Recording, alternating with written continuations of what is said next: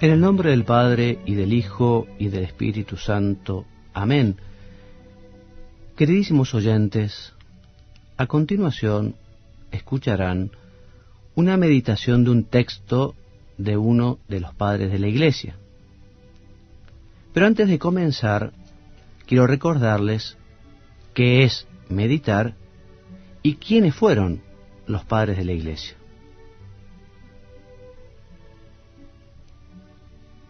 La meditación es una forma de oración, una manera de hablar con Dios. Los comentarios que escucharán quieren convertirse en una ayuda para que puedan comunicarse con el Señor en una charla filial, cercana y cariñosa. ¿Y quiénes fueron los padres de la Iglesia? Fueron pastores, obispos en su mayoría, que vivieron los primeros siglos de la Iglesia. Y ellos, en su predicación, en su enseñanza, en sus escritos, tuvieron que dar respuesta a cuestiones y dificultades morales y teológicas en ambientes muchas veces convulsionados por persecuciones, conflictos internos, por herejías y cismas.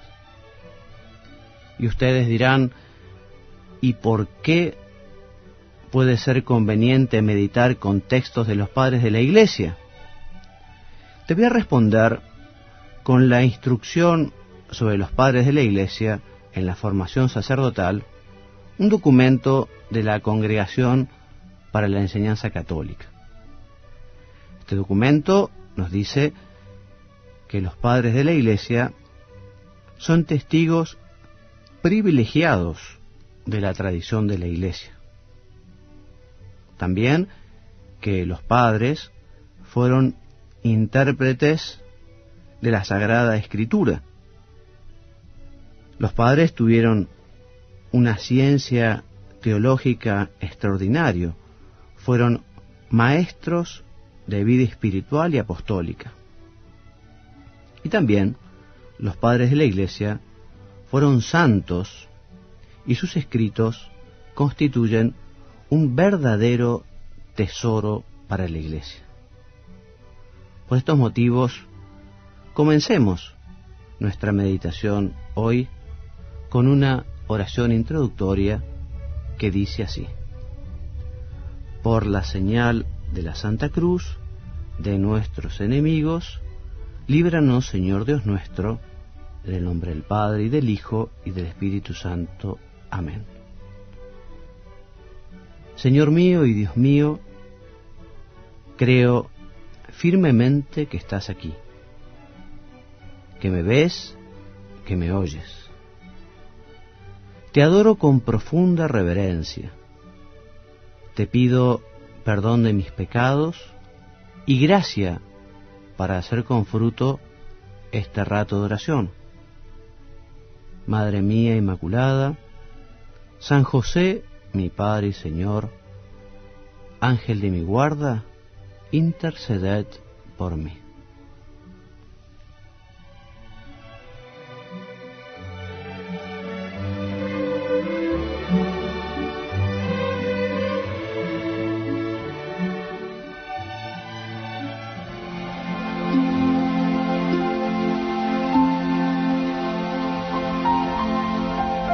Queridos hermanos, vamos a hacer hoy nuestro rato de oración con un texto de San Gregorio Nacianceno, concretamente con uno de sus discursos titulado Dios y hombre verdadero.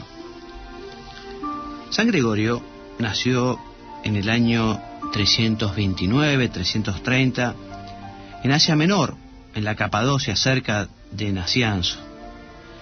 Y estudió primero en la escuela de Cesarea de Capadocia, luego en la escuela cristiana de Cesarea de Palestina, y terminó en Atenas, donde se dedicó a la filosofía con grandes maestros cristianos y paganos.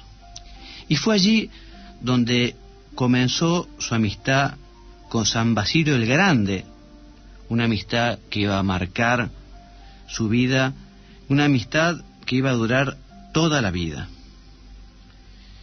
Luego, San Gregorio estuvo en Nacianzo y recibió el bautismo de grande, dedicándose junto con San Basilio a la vida monástica. Y fue en el año 361 que fue ordenado sacerdote y unos años más tarde ordenado obispo, consagrado concretamente obispo de Sácima. El consagrante fue nada más ni nada menos que San Basilio, entonces metropolita de Capadocia. En mayo del 381, para que se ubiquen históricamente, se celebró el primer concilio de Constantinopla, en el que, además de condenar el arrianismo, se nombró a Gregorio arzobispo de la ciudad. Pero, por algunos problemas, por algunas dificultades, disgustado también San Gregorio por algunas disensiones, renunció a la sede de Constantinopla y regresó a Nacianzo, hasta el nombramiento del nuevo obispo de esa ciudad en el año 384. Y así, cumplida su misión, se retiró a la finca donde había nacido para dedicarse a la contemplación y escribir libros. La obra literaria de San Gregorio es muy abundante. Se pueden clasificar en discursos, poemas y cartas. No compuso ningún comentario bíblico, ni ningún tratado dogmático científico, pero, tanto en prosa como en verso, brilla por encima de sus contemporáneos por la perfección de su estilo. Y vayamos a este precioso discurso que es el número 29, y les decía, se titula Dios y hombre verdadero. Es un verso en el que va mostrando cómo efectivamente Jesús actúa como Dios, porque es Dios, y actúa también como hombre, porque es verdadero hombre.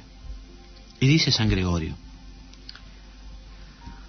fue envuelto en pañales, pero al resucitar arrojó las vendas de la sepultura. Fue inclinado en un pesebre, mas después fue celebrado por los ángeles, señalado por la estrella y adorado por los magos. ¿Por qué te maravillas de lo que has visto con los ojos? Fue obligado a huir a Egipto, pero convierte en fuga el andar errante de los egipcios. No tenía ni aspecto ni belleza humana entre los judíos, pero, según David, era hermoso de rostro por encima de los ojos de los hombres. Y también, en la cima del monte, a manera de fulgor, resplandece y llega a ser más luminoso que el sol, vislumbrándose así el esplendor futuro. Fue bautizado como hombre, pero carga sobre sí los pecados como Dios, no porque tuviese necesidad de purificación, sino para que las mismas aguas produjesen la santidad. Fue tentado como hombre, pero consiguió la victoria como Dios. Nos manda a tener confianza en Él como en aquel que ha vencido al mundo. Sufrió hambre, pero sació a muchos miles de personas, y Él mismo se ha convertido en pan que da la vida y el cielo. Padeció sed, pero exclamó: si alguno tiene sed, venga a mí y beba.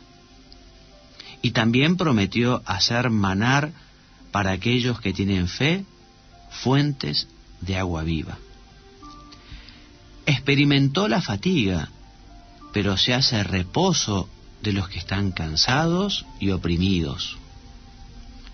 Se sintió extenuado por el sueño, pero camina ligero sobre el mar, increpa a los vientos y salva a Pedro, que estaba a punto de ser sumergido por las olas.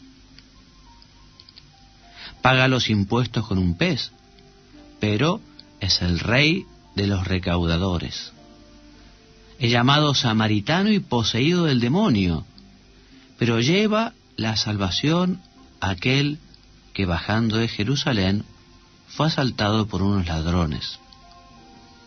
Es reconocido por los demonios, pero expulsa a los demonios y empuja a las legiones de espíritus malignos a arrojarse al mar. Y ve al príncipe de los demonios, casi como un relámpago, precipitarse desde el cielo.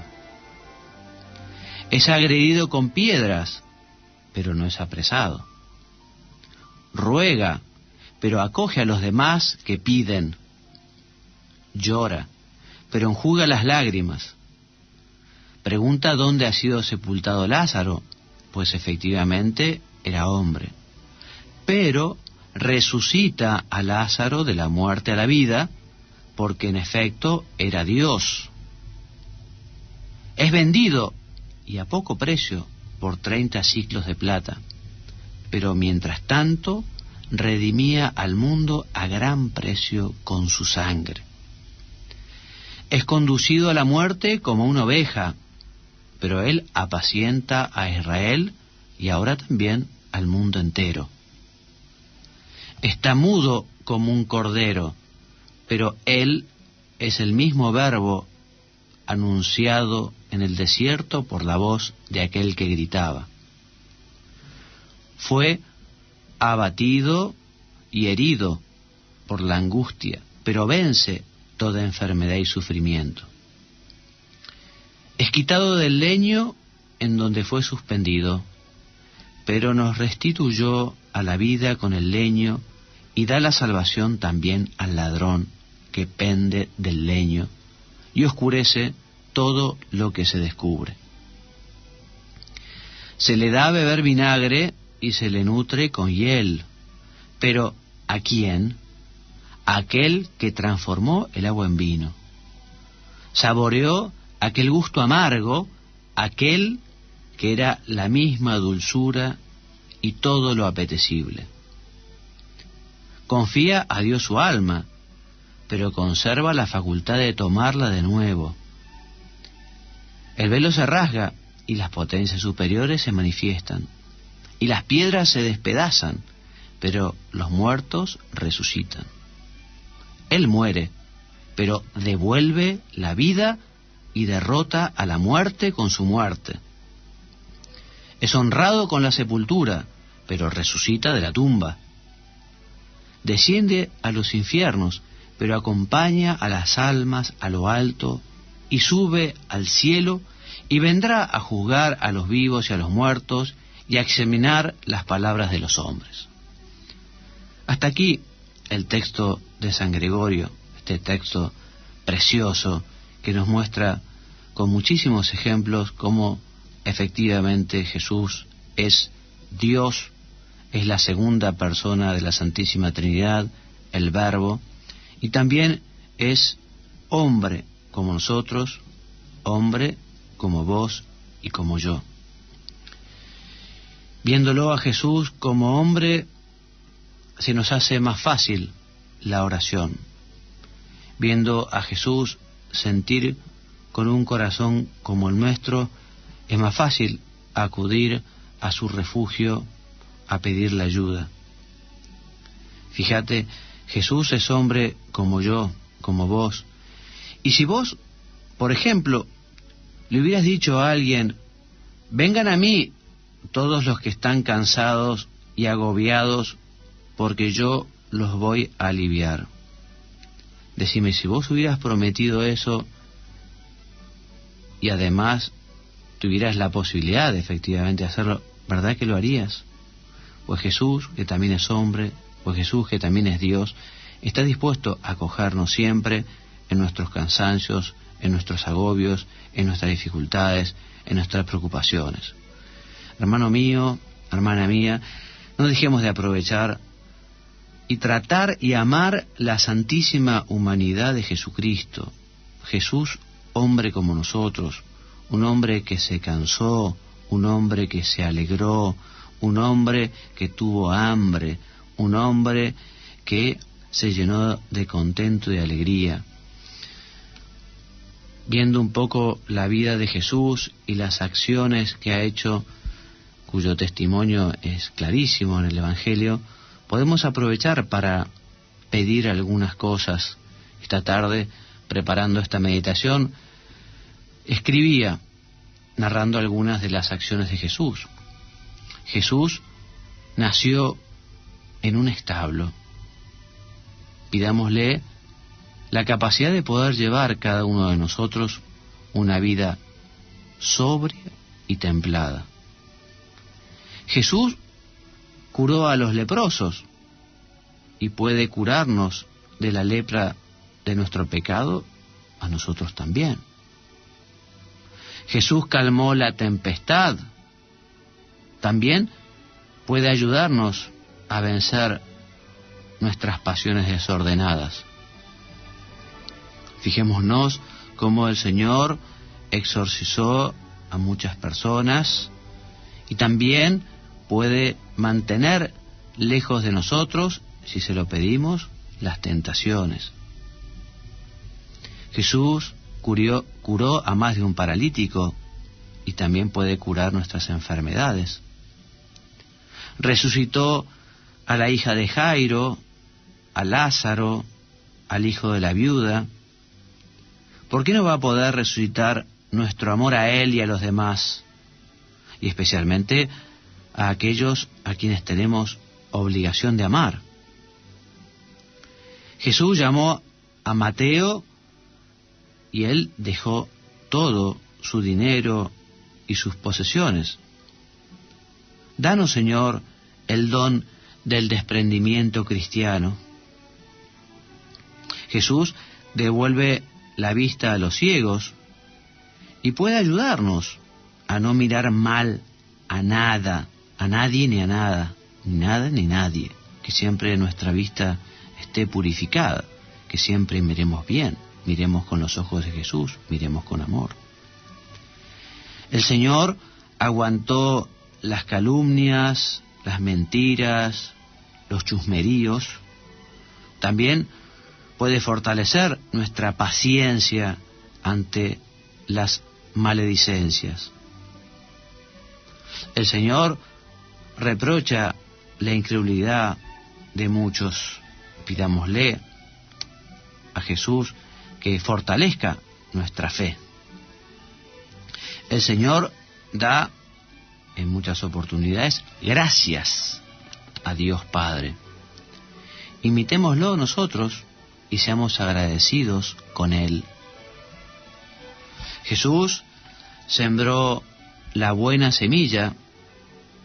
Procuremos nosotros preparar la tierra de nuestro corazón para que ésta pueda germinar. El Señor también entregó aquellos talentos que debían multiplicar los operarios. Nosotros procuremos trabajarlos para conseguir multiplicarlos y así conseguir también la felicidad y la alegría del Señor. Jesús multiplica los panes y los pescados y también puede resolver tus problemas económicos. El Señor sale a buscar la oveja que se perdió. Podemos imitarlo en el apostolado de la confesión. El Señor nos recomienda que vivamos la corrección fraterna. Nosotros no critiquemos mal a nadie y cuando corresponda, corrijamos con caridad y fortaleza. El Señor nos dice que el perdonar es esencial en su Evangelio. Señor, danos un corazón como el tuyo. Jesús llama a trabajar a la viña, que nosotros sepamos trabajar por tu reino. Jesús fue traicionado por Judas. Nosotros, si alguna vez tenemos la desgracia de caer en el pecado, arrepintámonos como lo hizo Pedro. Jesús nos deja la Eucaristía. Visitémoslo frecuentemente. Él nos espera en el sagrario. El Señor agoniza en el huerto por nuestros pecados. Fomentemos el dolor por nuestro... Es una forma de oración, una manera de hablar con Dios. Los comentarios que escucharán quieren convertirse en una ayuda para que puedan comunicarse con el Señor en una charla filial, cercana y cariñosa. ¿Y quiénes fueron los padres de la Iglesia?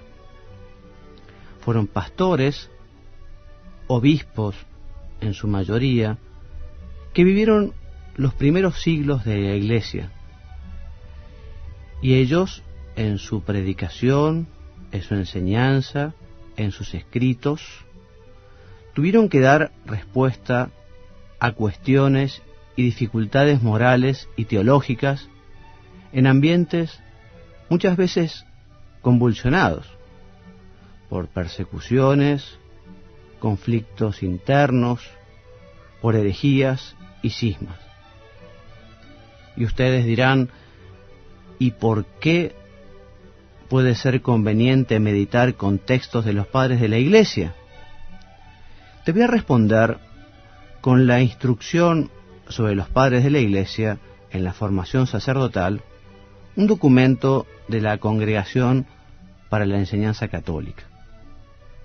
Este documento nos dice que los padres de la Iglesia son testigos privilegiados de la tradición de la Iglesia. También que los padres fueron intérpretes de la Sagrada Escritura. Los padres tuvieron una ciencia teológica extraordinaria, fueron maestros de vida espiritual y apostólica. Y también los padres de la Iglesia fueron santos y sus escritos constituyen un verdadero tesoro para la Iglesia.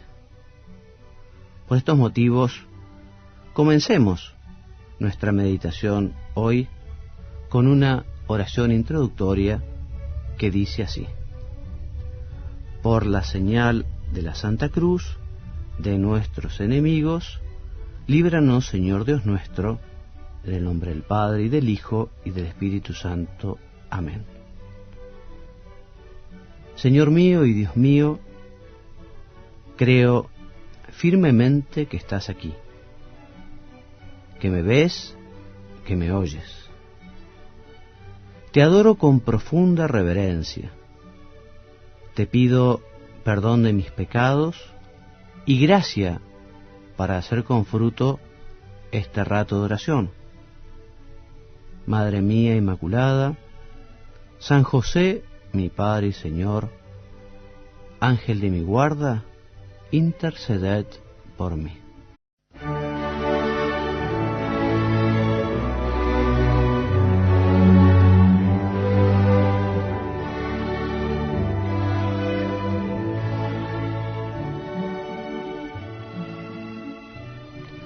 En el nombre del Padre, y del Hijo, y del Espíritu Santo. Amén. Queridísimos oyentes, a continuación escucharán una meditación de un texto de uno de los padres de la Iglesia. Pero antes de comenzar, quiero recordarles qué es meditar y quiénes fueron los padres de la Iglesia.